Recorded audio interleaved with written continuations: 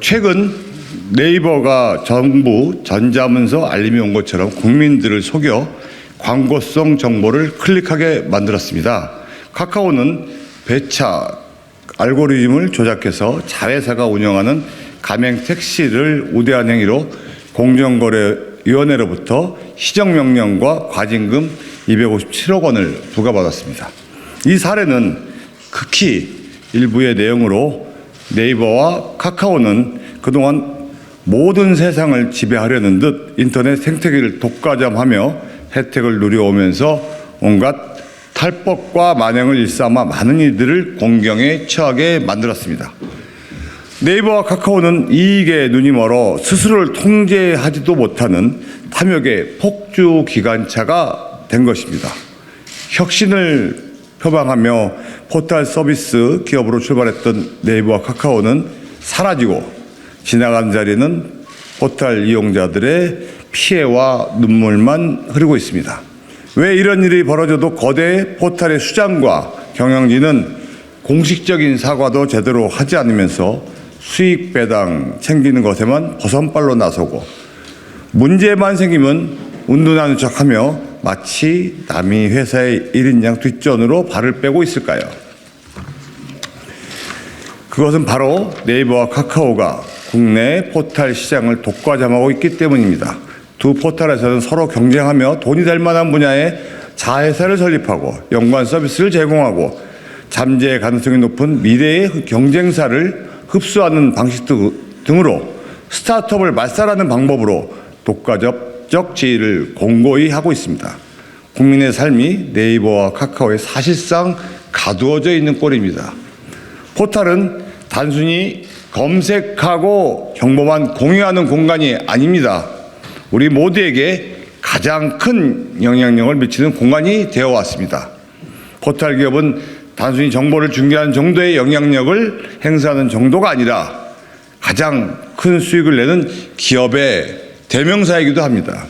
포털 기업이 독과점하고 있는 인터넷 생태계에서 이용자들의 보호와 권익 증진은 연기처럼 사라져가고 있고 포털 기업은 다양한 형태의 자회사를 설립하고 여러 플랫폼을 지배하고 수직결합시키고 통합적 시스템으로 포털을 구성하는 걸 공고히 하여 주체들을 종속화시키고 마치 신처럼 군림하고 있습니다.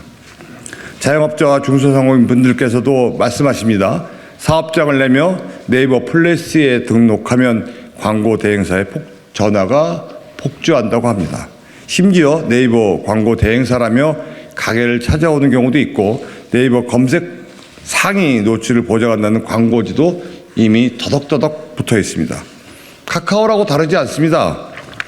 카카오페이 대표이사는 카카오 대표이사 내정후 카카오의 주식 400원어치를 한꺼번에 매각하고 주식 먹튀 논란을 일으켜 수많은 소액 주주들을 눈물을 흘렸고 도탄에 빠지게 만들었습니다. 2022년 기준으로 정보가 공개된 카카오 전현직 경영진 5명이 스톡옵션으로 벌어들인 수익만 자그마치 763억 원에 이릅니다.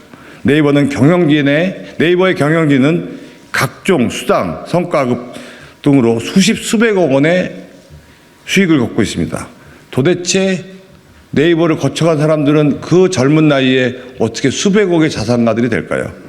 어떻게 수백억을 벌 수 있는 방법이 있었을까요? 정말 우리가 주목해야 할 것은 네이버와 카카오의 태도입니다.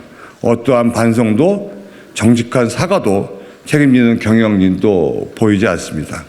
공허한 사과문 몇 장과 사진 몇 장으로 국민의 눈과 마음을 어지럽히고 마치 아무 일도 없던 것처럼 순간만 모면한 채 계속 우리 대한민국의 국민의 삶과 생계를 야금야금 약탈해가고 있는 실정입니다.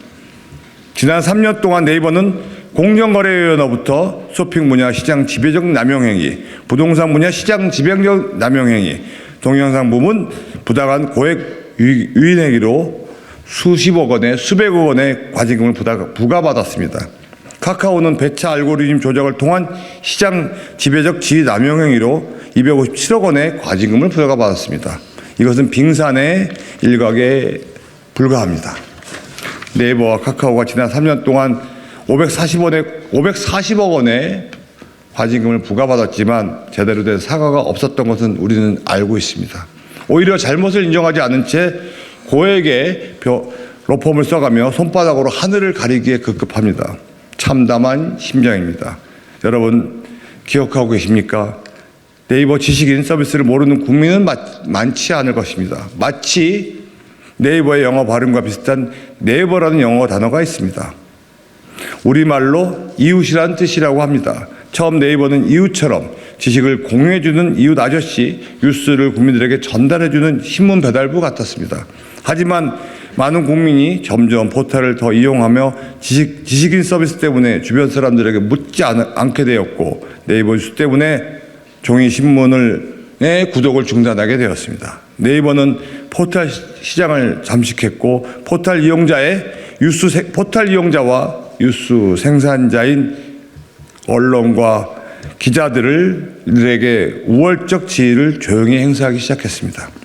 작년 10월 카카오 판교 데이터 센터에서 화재가 일어난 그 국민의 일상이 멈추고 영세 자영업자 소상공인이 운영하던 가게는 장사조차 할 수가 없었습니다. 기업들은 돈을 내고 음식을 먹고 싶어도 돈을 낼 수가 없었던 날이었습니다. 카카오톡이 된 것입니다.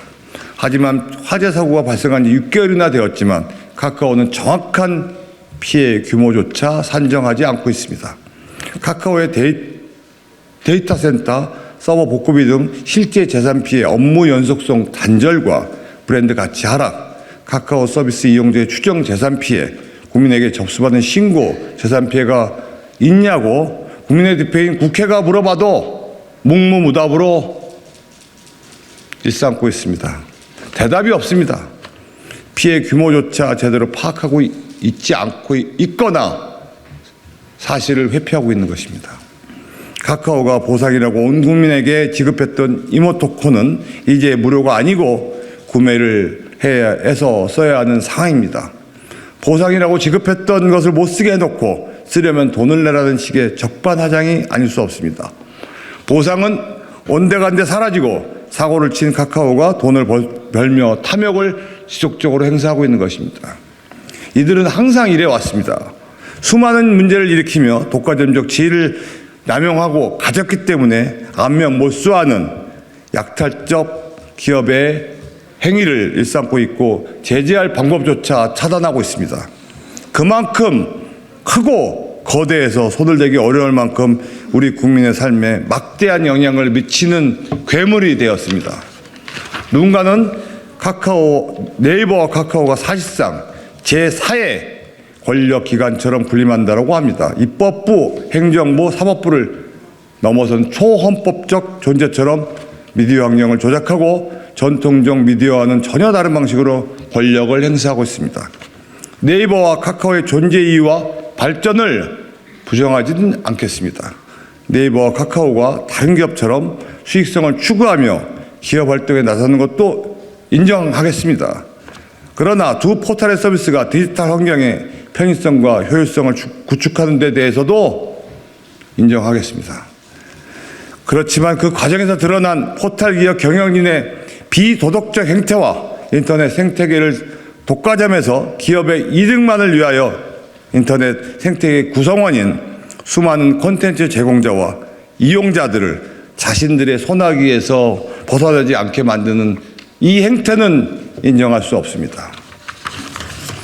지난 2014년 네이버와 카카오는 시장 지배적 지위 남용 행위로 공정거래위원회의 조사를 받다가 동의의결을 시행했습니다. 동의의결이란 본인들의 잘못을 소비자 후생과 돈으로 한마디로 때운다는 것입니다. 하지만 네이버는 동의의결에 따라 피해자 구제에 사용할 약 300억 원을 자신들의 배너와 또 본인들의 우월적 지위를 향상시키는 광고 활동에 사용했습니다. 동의의결 이후 카카오 매출은 자그마치 9,000배가 성장했습니다. 한때 시총 1위 기업이 되기도 했습니다. 피해 구제 기금 등 40억 원을 중소사업자와 소비자 후생보다는 본인들 회사의 경쟁력을 강화하는 데 쓴 것입니다. 한마디로 말이 안 되고 적반하장의 행위를 일삼은 것입니다. 엄청난 사회적 파장과 물의를 일으킨 포탈 기업의 수장들은 국정감사에 증인을 요청하면 이 핑계, 저 핑계로 나오지도 않고 사실상 아무런 의사결정도 제대로 없는 허수아비 대리인을 내세우기 일상입니다. 네이버가 성남 FC에 대한 거액의 후원 대가로 제2산업 건축 허가를 받아내는 불법 로비를 저질렀고 2021년도에는 국내 1호 5G 특화망 사업자로 선정됐고 네이버의 통신망을 공고히 하고 있습니다. 시장 지배적 지위와 독과점적 성격을 더욱 강화하고 있습니다. 그런데도 네이버와 카카오의 수장들은 이러한 사실을 모른다고 하거나 회피하고 있습니다. 대림자를 내세워서 그림자 뒤에 숨어 있습니다. 어둠 속에 숨어 있는 것입니다. 자신들의 지배적인 지위를 고착하고 포탈 사업자들의 탐욕을 견제하고 바로잡기 위해서는 최소한의 규칙이 잘 작동되도록 해야 할 필요가 있습니다. 이것은 기업의 탐욕보다 우선돼야 될 일입니다. 사용자들 그리고 콘텐츠 제공자들이 존중받아야 하기 때문입니다. 공익을 우선이라고 하지도 않겠습니다. 최소한의 포털이라는 공간이 모두 수많은 사람들이 이용할 때 자신들의 탐욕에 의해서 종속되는 상황은 막아야 합니다.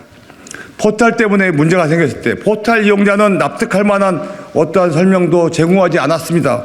포털을 이용하는 이용자 덕분에 국민 개개인의 소중한 시간 덕분에 광고 시간이나 이용료 수익을 내는 포털 사업자는 도리어 더 은밀하고 교묘한 방법으로 계속 진화만 해오고 있는 실정입니다. 이제는 언론의 재갈을 물려 자신들의 잘못조차 치지 못하도록 하려 합니다. 최근 네이버는 뉴스 서비스 제휴 언론사들 대상으로 뉴스 콘텐츠 제휴약관 개정안을 일방적으로 통보만 했습니다. 언론사들이 독자에게 추가적인 정보를 제공하기 목적으로 기사에 삽입했던 언론사 웹사이트 주소나 QR코드 등을 넣지 말라고 합니다. 시행될 경우 언론 자율권과 편집권을 막대하게 침해되고 국민은 네이버가 선택해서 알려주는 뉴스를 우선적으로 보게 되는 일이 벌어집니다. 대한민국의 언론사들의 편집국장이 네이버가 돼서 되는 것이 말이 됩니까? 네이버와 카카오에서 유통되는 청소년 불법 유해 정보는 수만 가지가 지금도 떠다니고 있습니다. 정부 모니터당이 시정 요청을 해도 국회에서 심의 기준이 무엇인지 물어봐도 스스로 자신들이 포털 공간과 문화를 잘 알고 있어 알아서 판단한다는 이 오만불선한 발언으로 자체 심의 기준은 알고리즘 노출 문제로 공개를 할 수 없다고 합니다. 그러면서 자정 노력도 하지 않습니다. 인터넷 생태계에서 네이버는 이렇듯 초월적인 존재입니다. 자신들이 절대적인 기준이고 법이라고 이야기하면 그것이 곧 법이 됩니다. 존경하는 국민 여러분, 거대 포털 네이버와 카카오의 독주를 막기 위해 힘을 보태어 주십시오. 우리들의 인터넷 공간, 디지털 공간을 네이버가 더 이상 스스로의 야욕으로 점령하게 하지 말아 주십시오. 제대로 평가와 사회적 공론화를 통해서 새로운 문제의 피해를 막아야 합니다.